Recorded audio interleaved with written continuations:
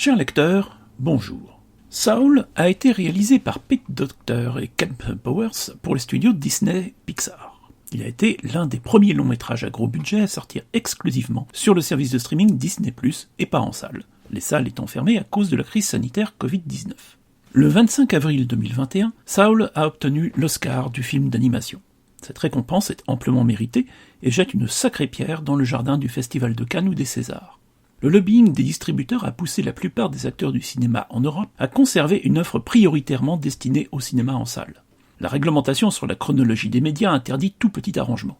En Europe, c'est la guerre. Le streaming ne passera pas. Évidemment, la guerre est perdue d'avance.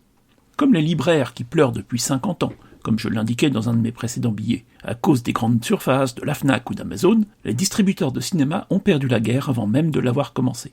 L'économie, cela marche au service rendu aux clients et au meilleur prix. Point. Toute réglementation qui vise à préserver les précarés n'entraîne que la ruine des acteurs qui se croient protégés, libraires, salles de cinéma, etc., et refusent de servir leurs clients à la hauteur des attentes de ceux-ci, satisfaites par ailleurs.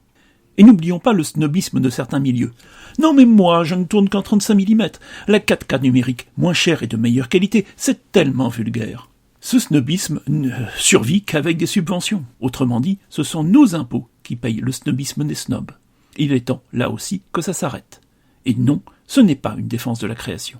Les créateurs sont le plus souvent des victimes de ces acteurs ultra privilégiés, comme je le racontais précédemment avec les mésaventures de Taylor Swift, exemplaire de ce point de vue. Si le cinéma européen, français notamment, persiste dans son attitude, il nous restera à pleurer l'échec des plateformes de streaming européennes et la destruction finale de notre industrie cinématographique. Mais les pleurs seront déchirants sur la scène des prix de l'entre-soi et tout sera évidemment la faute du méchant gouvernement.